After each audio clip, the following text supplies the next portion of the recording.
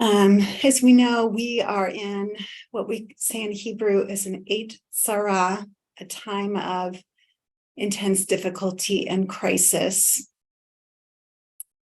We stand in horror as Hamas has taken over 100 Israelis and other citizens hostage, among them infants, toddlers, entire families, the elderly, and Holocaust survivors. And even as I give voice to these words now, it is so hard to name what's going on, and yet it's so important that we don't turn away, that our being together and that our practice strengthen us. So I want to ask you to take a look at this list. If you don't read Hebrew, don't worry about it. This is a list of the names of those who are currently being held hostage. I want to thank my friend and my colleague, Rabbi Leider, who shared this on Facebook, and I found it yesterday. So Andrew, if you want to scroll down, and again, if you don't read Hebrew, it's not this. I just want to take a moment to put these names on our hearts in this communal space today. The names of those we're holding in our hearts right now among the many other people who are suffering, but specifically to lift up these individuals as we share together that they are not forgotten.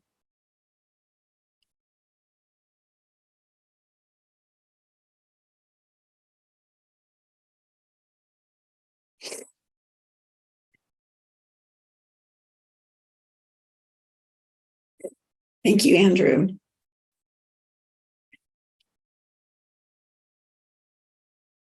Political and military leaders are pursuing pathways to their release.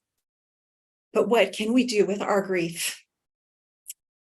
With the excruciating awareness of the preciousness of their lives? And we ask ourselves, what are the Jewish spiritual tools that we have to face this moment? We know about prayer and we know about tzedakah, both very, very important spiritual tools.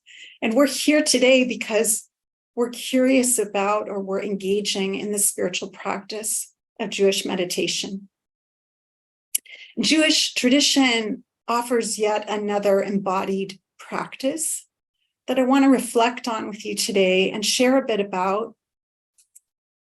And that is the practice of fasting, refraining from food and drink. And many of us are familiar with the fast of Yom Kippur as a way to engage in teshuvah, the act of returning to ourselves and returning to God. But fasting is also an embodied way, while we acknowledge that it's not available to everyone for medical reasons or other reasons, but it's available to some of us as a way to respond in a time of intense crisis in the Jewish community. It's known as a ta'anit tzibur, a fast that draws in the entire community to unite for deliverance from a crisis. And we trace this long-standing Jewish tradition back over 2,000 years ago to the Mishnah, the first collection of rabbinic literature where a public fast was decreed by the rabbis when 2 children were violently killed. And now, with more than 100 Israelis held hostage, hundreds of clergy and Jewish leaders have responded to the call to fast today. I want to extend a thank you to the Hadar Institute, a Center of Jewish Life, Learning, and Practice. Hadar invited the Jewish community to fast today from dawn until nightfall. We fast for the sake of these hostages.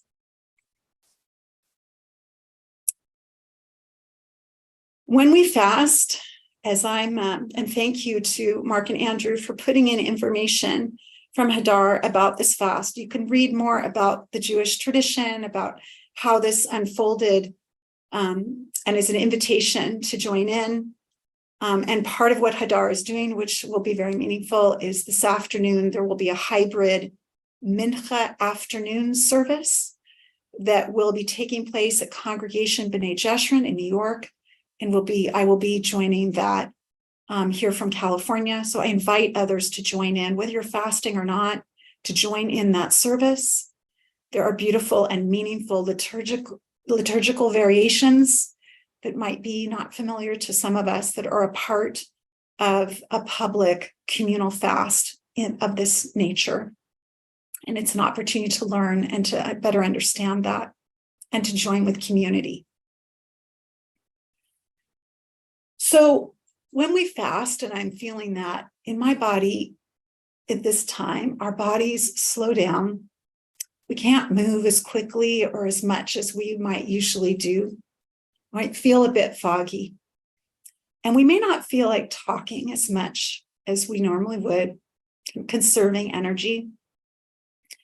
And one of the questions I've been carrying through this is, what do we do when we feel like we can't do anything? What do we do when we feel like we can't do anything? And some of us may feel in that moment, feel like this in this very moment, even when we're not fasting. But I think for some of us who do fast and are fasting at this moment, that's lifted up, right? Like what are the things that are available to us when we're not focusing on what's going in to our mouths and what's sustaining us minute to minute in terms of food and drink?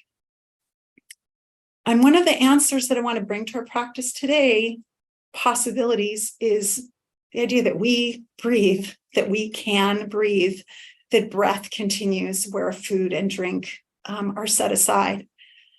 And it's an opportunity to become more aware of the preciousness of our breath, our nishima, and our soul, our neshama. So fasting can draw us into meditation as well. I've had people share that experience with me, that when they fast, they feel more drawn to meditate as our body's conserving resources and the breath becomes even more of our anchor. The breath can quiet the heart, kind of the animal body, as some of us are experiencing in our nervous systems, can quiet our mind. And we're drawn into a chance to have compassion for ourselves, greater compassion when we aren't turning to food or drink, to have compassion for our bodies and for other human beings by extension. All the spiritual tools that we have in the Jewish tradition are meant to heighten our awareness. And I've mentioned some of those already, whether we access that through prayer, tzedakah, or fasting. All of these come together in kind of a communal mosaic in a moment that's needed so much in our community to focus on our efforts to release these hostages from bondage. So as we turn to our own meditation practice today, we may want to access a Buddhist meditation practice known as Tonglen, a practice that brings together our connection to the breath with the reality of pain and suffering in the world. As I understand Tonglen practice, we visualize taking in the pain of others with our in-breath. And with our exhalation, we send out goodness, breath, spaciousness, healing, salvation to benefit those out in the world. Tonglen means taking in and sending out. So I want to share with you a quote, which I will put in the chat in a few moments, by Pema Chodron. I'm going to read this, and I'll share the source with you later as well. She says, usually we look away when we see someone suffering. Their pain brings up our fear or anger. It brings up our resistance and confusion. So we can also do Tonglen for all the people just like ourselves. all those who wish to be compassionate but instead are afraid, who wish to be brave but instead are cowardly. Rather than beating ourselves up, we can use our personal stuckness as a stepping stone to understanding what people are up against all over the world. Breathe in for all of us and breathe out for all of us. What do we do when we can't do anything? We can breathe.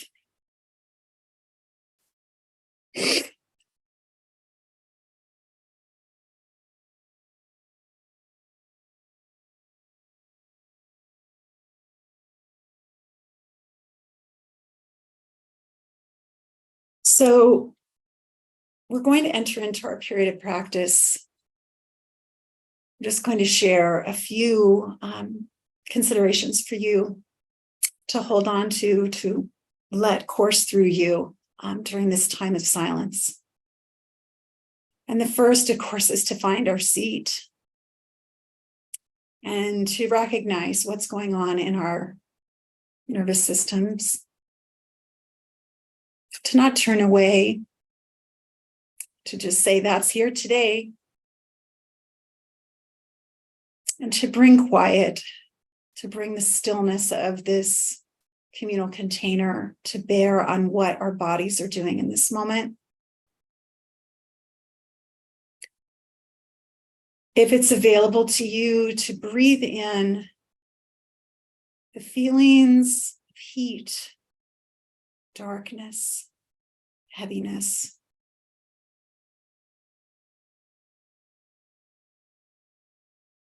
To breathe out and to exhale coolness, brightness, light, healing.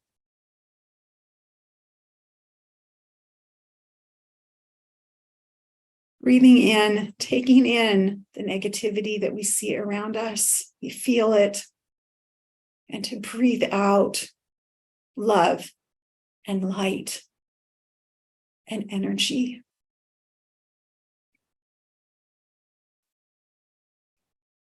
If we can, to bring up in our hearts and our souls those names that we just saw, names of people maybe we know, maybe we don't know, maybe we can't read their names because we don't read Hebrew. But we know, we can imagine what they might be feeling right now. To breathe in some of that pain and to send out love and healing and hope.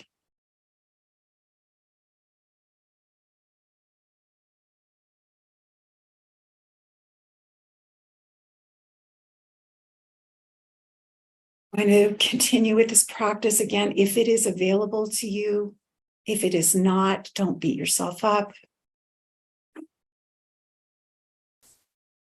Another part of your body can be an anchor of the breath. It's not available to you.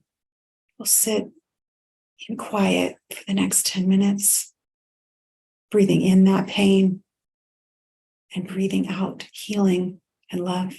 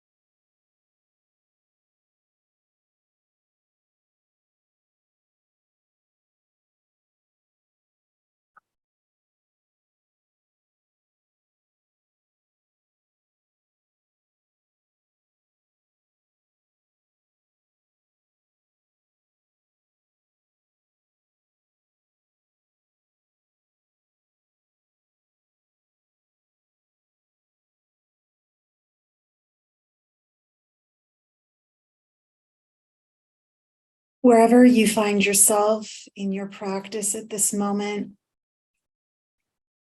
maybe you're focusing on a part of your body. Maybe you've been practicing this Tonglen practice to bring your breathing back into this space together in a way that maybe is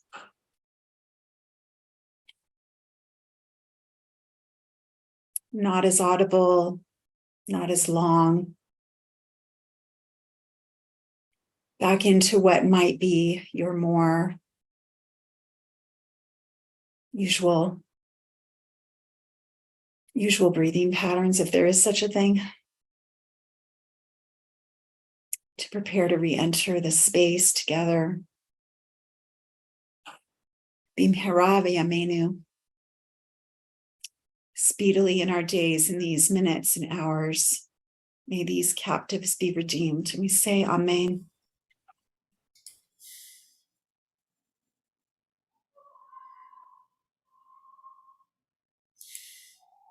Amen. Amen. Amen. Thank you so much, Susan, for this really powerful practice and opportunity for us to feel that sense of connection to all those that we're thinking of and breathing for, connecting to today. Friends, I missed an opportunity at the outset to acknowledge those who are sponsoring our practice today, sponsored our practice today, Catherine Fisher, Martha Gunsberg, and Barbara Stock. I'm going to thank them. And they dedicated this practice today to Rabbi Sam Feinsmith, my dear friend and colleague who's here, who dedicated it with heartfelt love and boundless gratitude and thanks for our year-long Torah study for the soul, a transformational experience. Sam's penetrating and deeply moving, poetically soaring writings stirred our souls and inspired us to go deeper. His presence embodied the teachings through his humility, compassion, wisdom, humor, and vulnerability. With his role modeling, we are closer to becoming the people we truly want to be. It's a beautiful dedication, all true. And we thank you, Catherine, Martha, and Barbara, for supporting our practice today and for honoring your teacher, our teacher, Rabbi Sam Feinsmith. Just as we've applied our practice to give expression to our connection to the captives, we apply our practice now to honor grief that is present.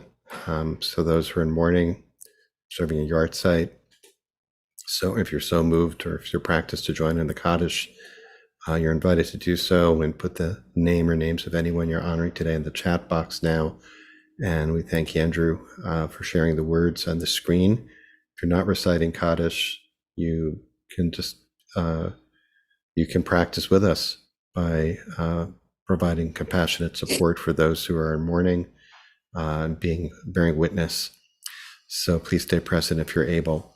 And for those who are reciting Kaddish, I invite you to join me by rising in body or in spirit, and you can unmute at this time. Yitkadal, Yitkadash, Shemei Rabbah, Yama Divrach, Yamlich Malchutei, Echon V'yomechon, V'chol Beit Yisrael,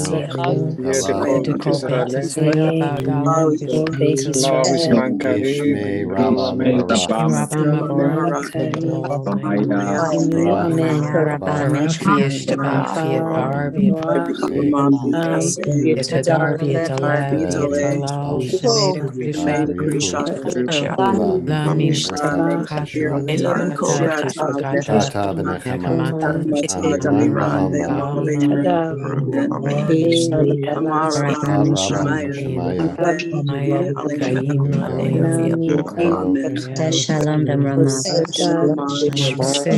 Shalom Aleichem, All Yisrael, All Yoshei Tevel,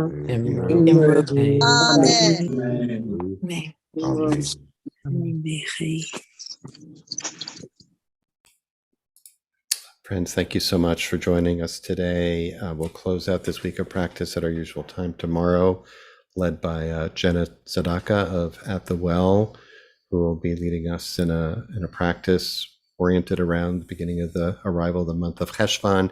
Rabbi Susan Leider, I want to thank you. Unfortunately, Susan has to leave now before our customary 15 minutes of Q&A. But we want to thank you, Susan, for today and for all you've contributed to this community of practice, as both as a leader and as a participant. And we're so grateful to you. So thank you so much. And really glad that Sam is here to take in those words of deep appreciation for a year of beautiful teaching of Torah again, that as we move into a new Torah cycle. So I'm happy to stay on, friends. And Sam, I don't know if are you able to stay on for a bit? Yeah, I'm here. Great. All right. Okay, if I bring you in here? Sure. Feels lonely without a partner.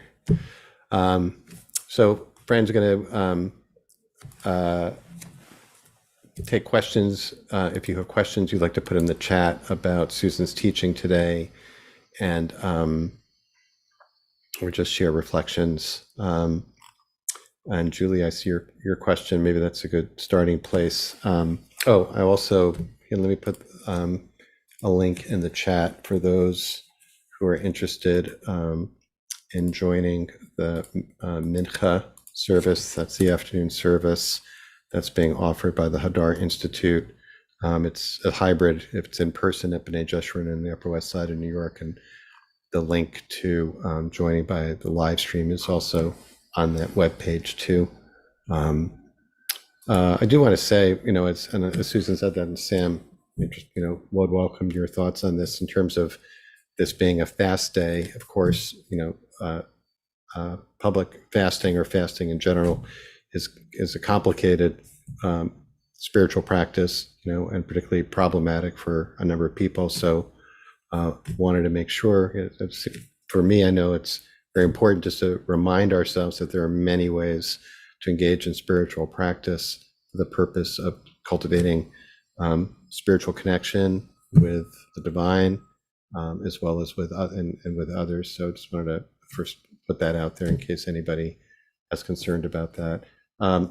They also see a couple of people asked a question about our teacher, Rabbi Dr. Mira Neshama Weil, who's well, and in fact scheduled to lead us in practice a week from Monday. And just also let people know that we have two teachers joining us from Israel next week. On Tuesday, Yiska Smith will be joining us from Jerusalem, and on Wednesday, also from Jerusalem, Rabbi Nama Kelman Ezrahi will be leading us in practice. Okay. Sam, why don't we put this to you, just if you want to feel this one about the custom of liturgy and practice around Pidyon, Shavuyot, release of captives as a principle in our tradition. I was actually thinking about Joseph, in the Torah, about Joseph being forgotten. As I was engaging in that Tonglen practice that Susan was offering. That's what part of what came up for me is this idea of not being forgotten, about being remembered, which is a theme at the end, and actually is kind of the linchpin of the story of redemption leading into Exodus. Anyways, this is Julie Cole's question. You want to take that? Yeah, Julie, if you want to say a word or two more about, what you're interested in learning about. Obviously, this is a huge mitzvah. It's one of the 613 mitzvot to redeem captives and to really go to very extreme lengths to do so. And there are also discussions in classical sources about exactly the situation we're in right now, and whether you can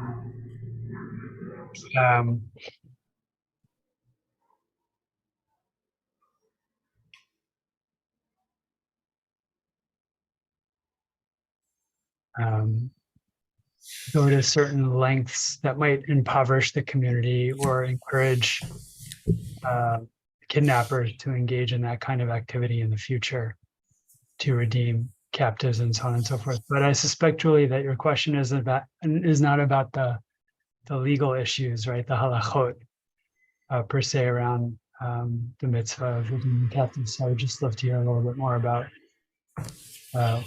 what's kind of sparking your question. What would be helpful in terms of a response? For now, let's look for that, Julie. Maybe we can shift the conversations for now, though, Sam, to this Tonglen practice, which is a number of teachers on the Daily Sit have offered. See, there's a question. There's an observation that it seems very Jewish, and I'm wondering about that. Just to restate the practice, which you probably have a more sophisticated understanding of than I do.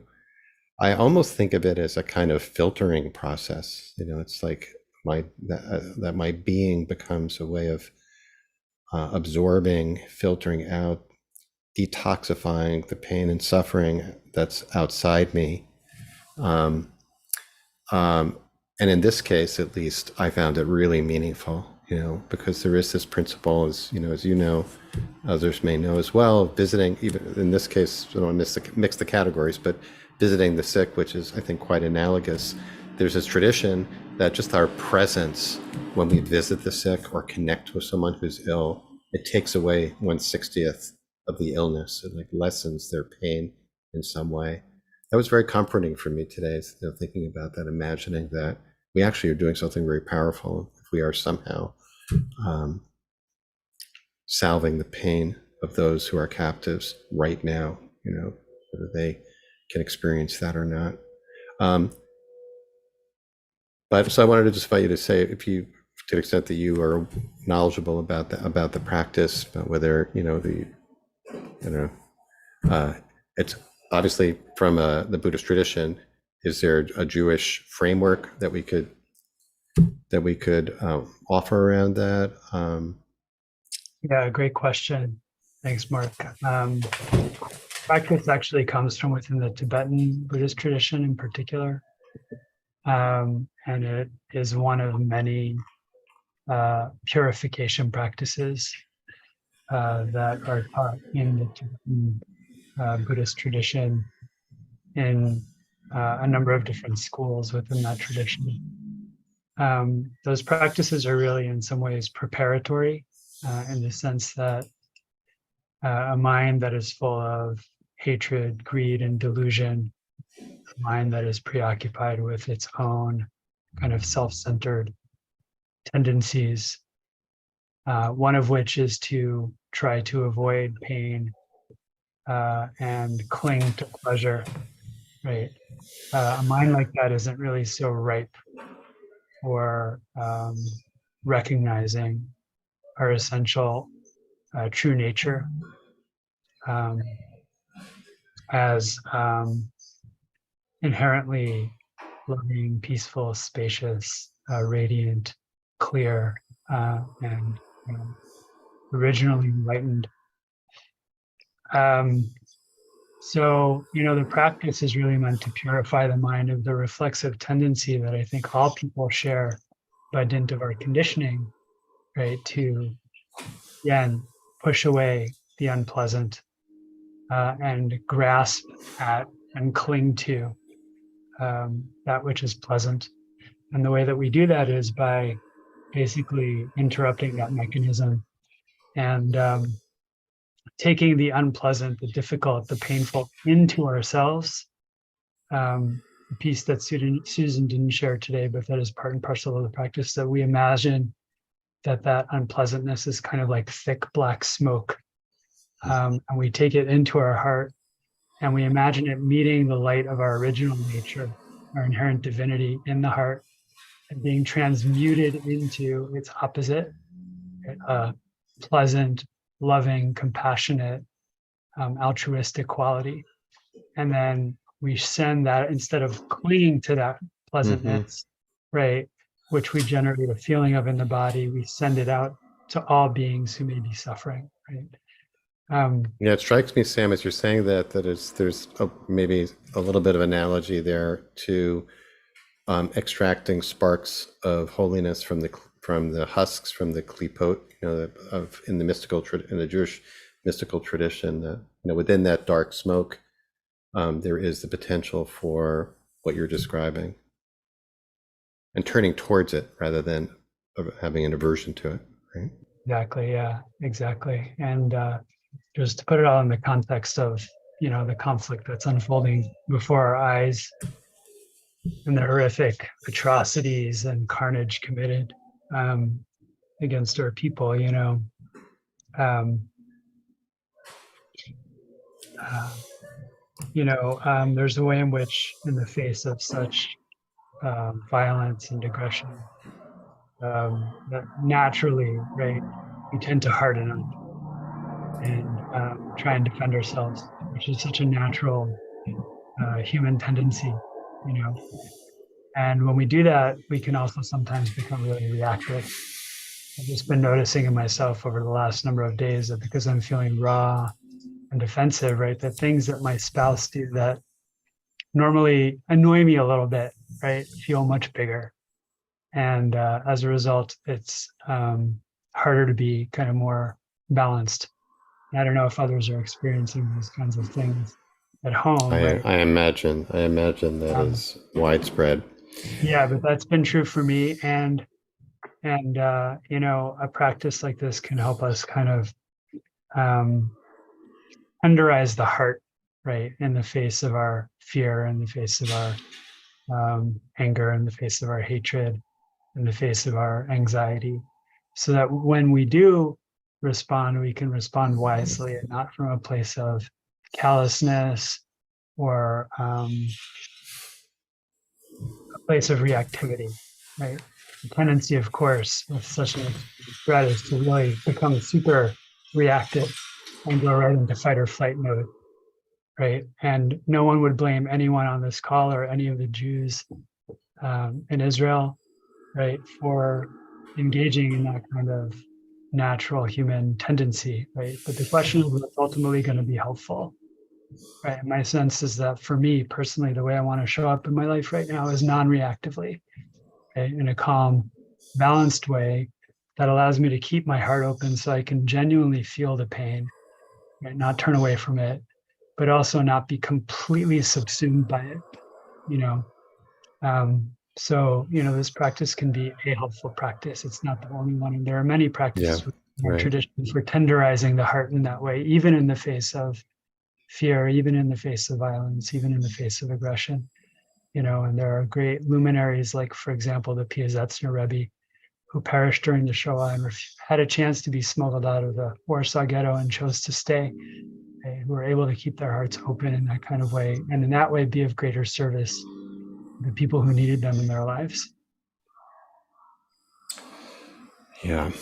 Well, there's a lot more to talk about on that.